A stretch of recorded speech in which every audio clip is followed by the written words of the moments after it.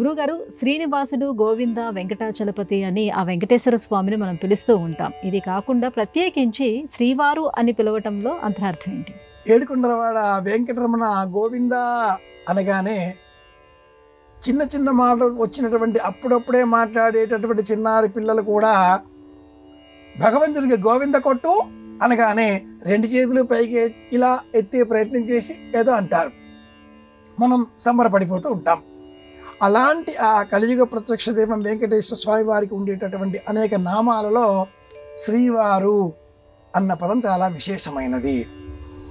ఒక సినీ కవి కూడా ఒక పాటలో ఏమండో శ్రీవారు ఒక చిన్న మాట అంటూ ఎప్పుడో పలికిన మాటని మనం జ్ఞాపకం తెచ్చుకుంటే, శ్రీవారు అన్న పదాన్ని ఇల్లాలు భర్తకు మాత్రమే సంబోధించేదిగా మనకు ఈ సినీ పాట కానీ లోకల్లో ఉండే పిలుపులు కానీ ఇదే అర్థాన్ని ఇస్తూ ఉంటాయి.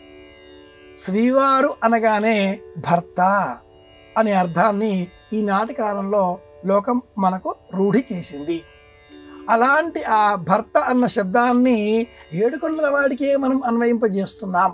మూలంలో భక్తి రూపంలో, భక్తి సంప్రదాయంలో పురుషోత్తముడు శ్రీమన్నారాయణమూర్తి, అతడు మాత్రమే పురుషుడు, అతడు పురుషోత్తముడు.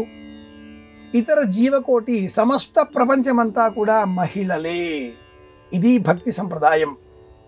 ఇది రాధా భక్తి ఉద్యమం పేరిట ఉత్తర భారతదేశంలో చాలా ప్రసిద్ధం. అక్కడ ప్రతి ప్రాణి కూడా మహిళగా అన్వయం చేసుకొని శ్రీవారెవరు? పురుషోత్తముడు శ్రీమన్నారాయణమూర్తి.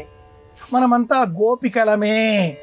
పురుషోత్తముడు ఆ కృష్ణుడు, ఆ రాముడు, ఆ విష్ణువు, ఆ వైకుంఠుడు, ఆ శ్రీమన్నారాయణుడు.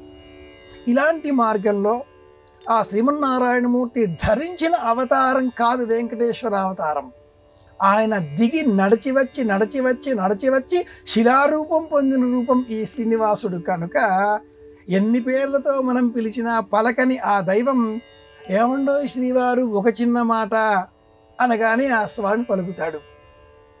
ఈ సందర్భంగా భక్తకోటి స్వామిని శ్రీవారు అని పిలవడంలో ఉండేటటువంటి భాగవత సంప్రదాయాన్ని మనం పరిశీలిస్తే, అర్చకులు ఆ స్వామిని శ్రీవారి ఆలయం, శ్రీవారి శఠారి, శ్రీవారి నివేదనం, శ్రీవారి వాకిలి, బంగారు వాకిలి, కులశేఖరాల వారు పడి, ఇలా శ్రీవారు అని అర్చకులే సంబోధిస్తూ ఉంటారు.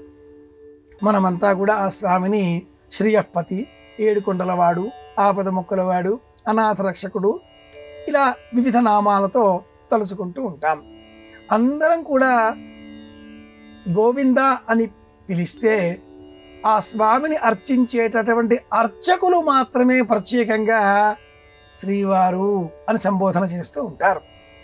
మహిళలను తమముగా భావించుకొని తామంతా కూడా గోపికలుగా ఆ పరమాత్ముడే, పరంధాముడే పురుషోత్తముడు, పురుషుడు అనే సంప్రదాయంతో శ్రీవారు అన్న పదం లోకంలో ఇలా వ్యాపితమైంది.